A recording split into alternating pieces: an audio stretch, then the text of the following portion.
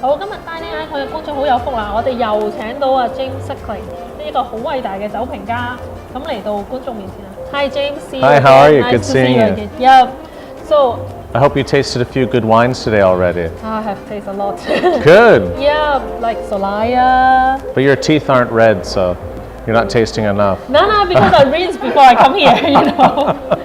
So after half year from Bordeaux, and now we have the great one of Italy here. People are saying that, or even we know that 2013 is widely known as a bad year or not a good year for Bordeaux and Burgundy.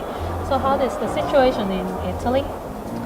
Well, I lived during the summer in Italy because I'm living now in Hong Kong. I know. But I can say that it was a good growing season. I always judge it because it's like how much time am I outside having dinner with friends and family, and there was lots of good barbecues this summer. Nice. So, and we had some rain in September and October, but it wasn't too bad. Okay. And another good thing was it was a late harvest, so it wasn't too hot anywhere in Italy.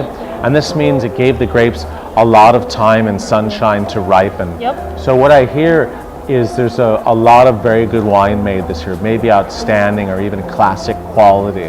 But it's early days now. You don't want to make predictions about wines until you actually taste them. So I'm looking forward to do some barrel tasting next year, see how the whites come out, but I'm excited about it.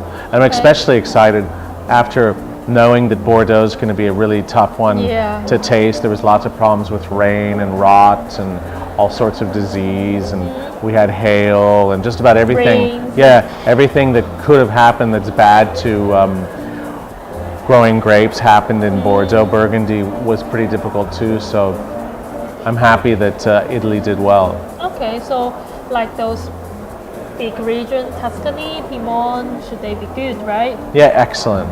Okay. So I'm excited. I was speaking to some of the producers here, particularly from Montalcino, and they said Brunello looks to be fabulous. Oh, great. Yes, I'll be we'll really see. looking forward for that. So now, because as I said, like big regions like Barolo, Barbaresco, or even Tuscany is quite well known in Hong Kong, and a lot of drinkers who are drinking mainly for this region. Do you think there are some more potential regions that can be introduced to our audience? Sure. I really think that you should be looking at Sicily. I think Sicily is really an exciting area, in particular Etna. Yeah, I know the mountain on the the northeast, volcano. right? Yeah, and I really love the wines from there. They have a very Burgundian character. They're very delicate and perfumed with bright acidities, and I really, really enjoy them. And a lot of them are made from old vines, and they're head pruned. So just like how they look in Châteauneuf-du-Pape, just like that old, growing on the sides of the volcano. And what's really cool is when they talk about different vineyards, they go, "Oh, that vineyard was planted on the lava flow of 1858. That is from the 1339 lava flow." So they talk about different areas where the volcano erupted. Well, I remember her been like interviewing a winemaker or a winery. The soil is 100% of those estuary. Yeah, it's ash. Yeah. It should be quite mineral, right? It's super minerally, and you can almost taste this sort of pumice character. And pumice is the soil from the volcanic flow, and the flow is the lava. Well, because you know, in Hong Kong, a lot of talking about Sicily, a lot of drinkers is quite unfamiliar with Sicily wine. Maybe you can talk a little bit more. Sure. Well, Sicily, basically, you can, of course, buy beautiful wines from international varietals like Cabernet, Merlot, Chardonnay. But the ones I found most interesting are actually wines made from indigenous grape types, meaning local grape types, and mostly Nero d'Avola, which is really fresh and fruity and really good acidity and a slightly sort of sour cherry character. And then you have the Etna wine, which is made from Nerella Mascarello, mostly, and again, that's more Pinot Noir-like. Okay, so more elegant type. Yeah, so I would focus on those two grape varieties and areas. Yeah, because I also see like in recent 1-2 years, the promotion of Sicily is getting higher and higher. So apart from Sicily, is there any other recommendation? For example, like white wine? Because I think for Sicily, most of us, like even for me, for trying in some wine tasting area is like red wine. Yeah. How about white wine? Well, white wine. I really love Italian white wine, and I think that Alto Adige, the classics, the Friuli, the Campania. It's hard to really say there's anything super new with white wine. That again, I love Soave Classico. Yep. So there's just so many different styles and characters of white wines in Italy. I just would urge people to try different things, from Soave to Chardonnay to Pinot Bianco, Pinot Grigio. Everyone knows, but there's a lot of bad Pinot Grigio out there. But they can so be you got to very look good for good ones. ones, yeah. Particularly from Friuli. Okay, well then our audience should notice about this kind of regions that James has been mentioning. Yeah. Okay, one very critical question Sure. to ask you. Well, as we were in the event this year, compared to last year, Sassicaia was here, but this year we can't find any Sassicaia. And we all know that you have given Sassicaia a very high point in 2009 with 98 points, right? That's right. A lot of drinkers or a lot of wine lovers in Hong Kong, we have been reviewing your the critics, and find that it's not as good as you described. So what is the reason, or is there any reason why you gave such a high mark to Sassicaia? I think, the reason why I gave the high mark to Sassicaia 2009 is because it deserves the high mark. Okay, then what is the reason that you did, which is your judgment for that? People, obviously, tasting, it's a personal thing, and some people may disagree when they taste the 2009 now. But actually, I think that you have to understand the wine. And, I've been tasting Sassicaia since its first commercially released vintage, 1968.